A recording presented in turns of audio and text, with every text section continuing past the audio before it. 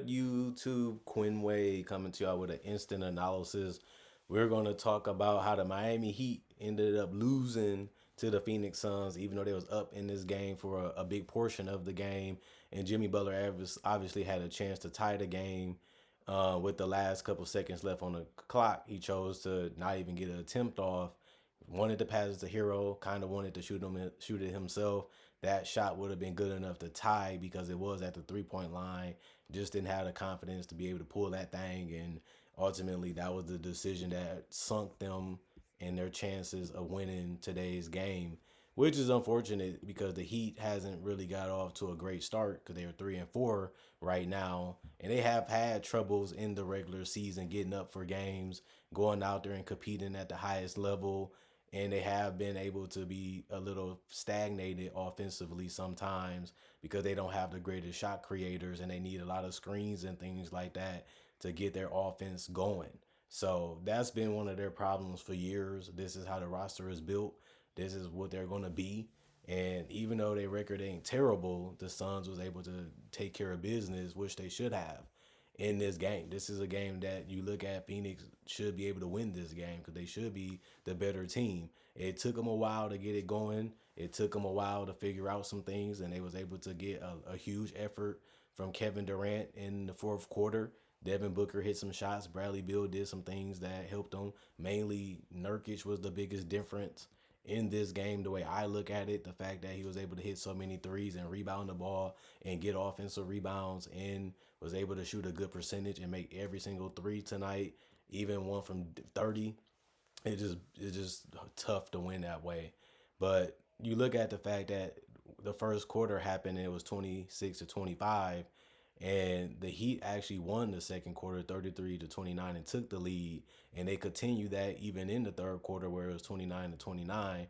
But they scored 25 points in the fourth quarter, but they allowed Phoenix to get hot enough and comfortable enough to get a lot of their shots and get it to a lot of their spots, and they was able to win that quarter 31-25, and that ultimately won the game for the Suns. Nikola Jovic starting again. He only played 5 minutes this game, but he had 4 points, +2 and +1 rebound, 2 or 2 from the free throw line, 1 or 2 from the field. Jimmy Rickety Tickety Butler, 15 points, -3 and +/- 1 personal foul, 2 turnovers, 1 steal, 3 assists, 7 rebounds. 3 of them was offensive, 3 or 3 from the free throw line, 0 or 2 from three. He was 6 of 13 from the field. Got a couple backdoor cuts and drives to the basket to be able to get himself going. He didn't really do much outside of that, which was just rebounding if you want to count that, which you should, because it's important fundamental to be able to win games.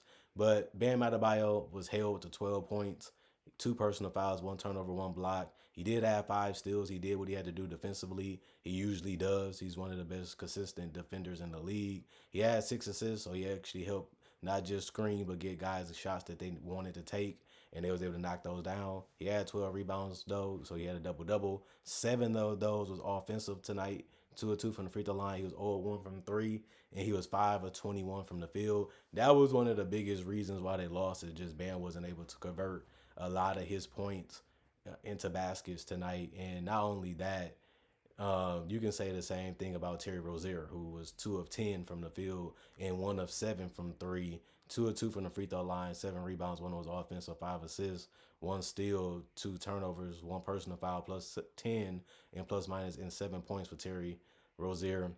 Tyler Hero was their biggest offensive player. 28 points for him, +5 and ±, 3 personal fouls, 3 turnovers, 6 assists, 3 rebounds, 5 of 5 from the free throw line, 5 of 9 from three. He was 9 of 15 from the field. And Duncan came off the bench, played 15 minutes. He was able to give them 9 points in -6 and ±, 1 block, 1 rebound, 3 of 6 from the 3 point line, 3 of 8 from the field. Highsmith, 19 points. He was 7 of 8. 2 or 3 from the 3 point line, 3 or 3 from the free throw line. He did have 7 rebounds too. 2 of those was offensive, 2 steals, 3 personal fouls, +3 and ±. Khalil Ware, 7 points, -3 and ±. 2 personal fouls, 1 turnover, 1 block, 2 steals, 3 rebounds. He had a 1 of 1 3 point shooting. He was 3 of 6 from the field. They haven't really been using him that much because of Thomas Bryant but he didn't play tonight. But Khalil Ware looks like an interesting player in summer league and in preseason. He can have upside like he showed today defensively. He's a decent rebounder. He's a strong finisher. If you find him in a dunker spot or rotate into the basket or roll into the basket too, he can finish with lobs. I think he can be a good player for them in the future. Alec Burks, 5 points, -15 and plus minus, one personal foul, one steal, 4 assists, 2 rebounds, 1 or 2 from the 3 point line, 2 or 4 from the field. And Larson, 6 points, -8 and plus minus, three personal foul, one turnover, 3 assists, 2 or 3 from the free throw line, 0 or 3 from the 3 point line, 2 or 5 from the field.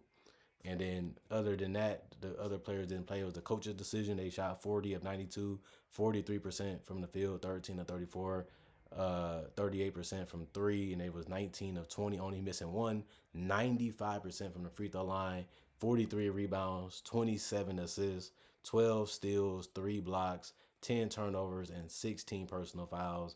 And they was able to score 112 points. And then the Suns, KD, 32 points, -1 and plus minus, one personal foul. He did have 6 turnovers, 1 block, 1 steal, 3 assists, 8 rebounds, 2 or 3 from the free throw line, 4 of 11 from three. He was 13 of 23 from the field, still staying efficient, still living with the tough shots if needed, but he's still knocking them down. Nurkic, probably the MVP of the game. He was the most consistent player throughout the game. 20 points, +5 and plus minus, 4 personal foul, 2 turnovers, 2 blocks, 1 steal, 1 assist, 18 rebounds. 4 of them was offensive. He also got to the free throw line, 5 and 6 from the free throw line. He also made 3 or 3 from the three. He also was 6 of 8 from the field. Not much he didn't do today. He filled the whole stat sheet up with something and even helped his team get the win by playing that well. So shout out to Yusuf Nurkic for that. Jones had 5 points, -1 and plus minus, one personal foul, one turnover. He had 8 assists, 1 rebound, 1 of 3 from the 3 point line, 2 of 7 from the field. He doesn't really need to score that much. He just needs to make sure everybody's getting the ball where they need to get it, and push the tempo and just fill in whatever he can do. He's a guy that can make the three. He can make his shots. He can get to the paint. He can get open shots that he likes himself. He just need to pick and choose when he needs to. And having one turnover in 33 minutes is really good. So he's been living up to the hype as an acquisition for the Phoenix Suns so far. Bradley Beal only took 9 shots today, but he was 3 of 9 from the field and 1 of 4 from three. He did have 2 rebounds. One of them was offensive, 3 assists, 2 steals, 2 blocks, one turnover, 4 personal foul, +4, plus minus 7 points. And Devin Booker, 22 points, +8 and plus minus, one personal foul, 3 turnovers, 9 assists, 4 rebounds. One of them was offensive, 2 or 3 from the free throw line. He was 2 of 7 from three, 9 of 17 from the field. He hit some timely shots too. Stepped it up a little later in the game, but they needed it. And he was also able to facilitate real well today, turning down some shots for other guys to get some shots. And that's something that you like to see from him while still being aggressive when he needs to be offensively. Royce O'Neal, 6 points, -2 and plus minus, two personal foul, one turnover, one block, one steal, 2 assists, 7 rebounds, 3 of them was offensive, 2 of 4 from the 3 point line, 2 of 6 from the field. Just another good game from Royce. He's going to come in and do something for you, especially space the floor and knock down threes. And he did that in 23 minutes, and that's what you expect him to do. Dunn, 7 points, +2 and plus minus, one personal foul, one turnover, 1 assist, 1 rebound, 1 of 2 from the free throw line, 2 of 2 from three, 2 of 2 from the field.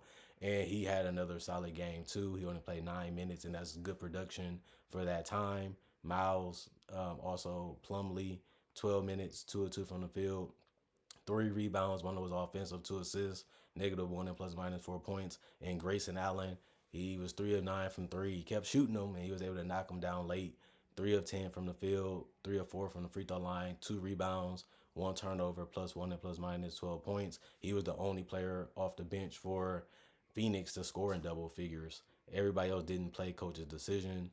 42 of 84, 50% from the field, 18 of 43, 41% from three, and 13 of 18, 72% from the free throw line. They did out rebound them 46 to 43. They had more assists, 29 to 27. They had less steals. They had 5 to their 12, and they had 6 blocks, which they outdid the Heat on that. 16 turnovers and 14 personal fouls.